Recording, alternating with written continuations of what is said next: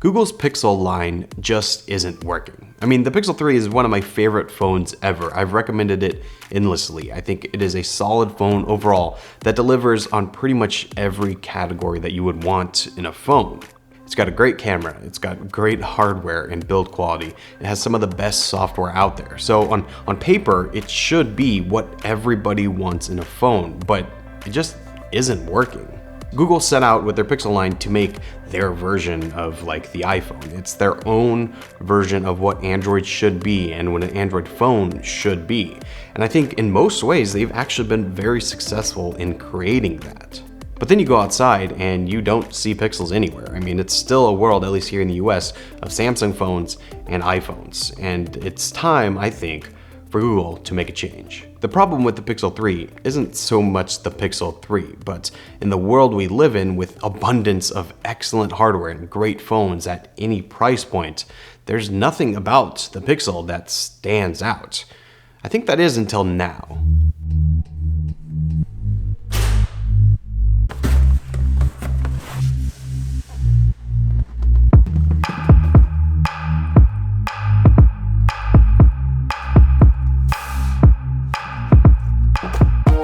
So this is the Pixel 3a, and it's an interesting phone that we have been expecting Google to make since the launch of the Pixel 3. And now it's finally here, and it's kind of what we were hoping for. It's an excellent phone, but at a great price point. Okay, so real quick, before we continue, I want to thank this video sponsor, Skillshare. Skillshare is one of my favorite places to go online to learn new things. It's an online community for creators with more than 25,000 classes in design, video production, business, photography, and pretty much anything you can think of. So if you're like me and you love learning new things or, just honing your skills, Skillshare is the perfect place to keep you learning and thriving through 2019. Now what's great is that Skillshare is actually affordable. So an annual subscription is less than $10 a month. And these premium memberships give you unlimited access to any class you want, so you can join and start learning. But even better, the first 500 of my subscribers to use the link down in the description will get a 2-month free trial. So really, there is no reason not to try it. Join the more than 7 million creators learning with Skillshare, and again, that link is down in the description. The Pixel 3a delivers on pretty much every category that the normal Pixel 3 delivers on, but it checks one more box that I think is the main reason nobody cares about the Pixel, and that's price. So for $400, you are getting a phone that feels good in the hand, that has a great OLED screen. It has dual speakers, a fingerprint reader. These are all things that, in this day and age, are actually pretty easy to find in a budget phone. But then the Pixel 3a takes it a notch up. The biggest thing is the camera. It actually works, and it works as well as it does on the Pixel 3. In the photos that I've taken, there's basically no difference in the photos between the 3 and the 3a. And because Google is so heavy on computational photography, the fact that the Pixel 3a doesn't have quite as fast or powerful of a processor, or it doesn't have that dedicated imaging coprocessor, it doesn't really matter. Yes, it takes a little bit longer to actually process that image, but once it does, it looks as good as what you're getting for a premium top-end phone. The camera has always been the sticking point on these more low-end budget phones.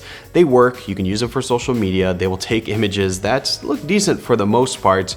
It's just when you kind of push them a little harder, you go into low light situations or you give some weird lighting effect, they kind of start to fall apart. And that's just something you have to live with when you're not paying the top tier.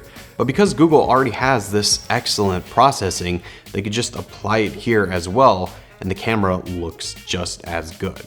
Now, yes, it only has 4 GB of RAM, the Snapdragon 670. It's not the highest end specs, but it's a $400 phone. And in usage, it feels fine. I look at it this way. If you're someone who knows and cares about what processor is in your phone, you're just going to have to pony up and just get the better phone if it's going to make that much of an effect on your life. For most users who are going to use these phones, they just need something that works, that's reliable, and that isn't chugging along all the time. And the 3a delivers on that. And then you have, I think, the most important feature, and that is the software. The reason I loved the regular Pixel 3 so much is because it had Google software behind it, and I knew that I was going to get the latest updates as soon as they were out. That's just how Google works, for now at least. You're going to be getting that same thing here on the Pixel 3a. I think the most important thing in my time using it is that I didn't really notice I was using a budget phone. It felt like I was just using any other flagship phone that has every feature I want, because when I went in to do something, it did it and it performed well. But then I keep reminding myself that this is a $400 phone.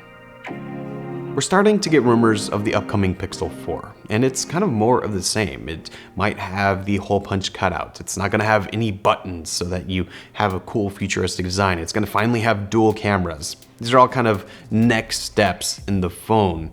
But there's nothing about that really jumps out at you. There's no reason you look at those rumors and think, wow, I'm going to want this phone. And I think it's time for Google to maybe stop. Maybe high-end phones aren't what you're supposed to be making. Look at the Nexus line. Everybody absolutely loved it. And one of the main things about that is the price. You got a great phone for an inexpensive price. And you finally did that here with the 3A. And I think they're onto something, and they should just focus on it.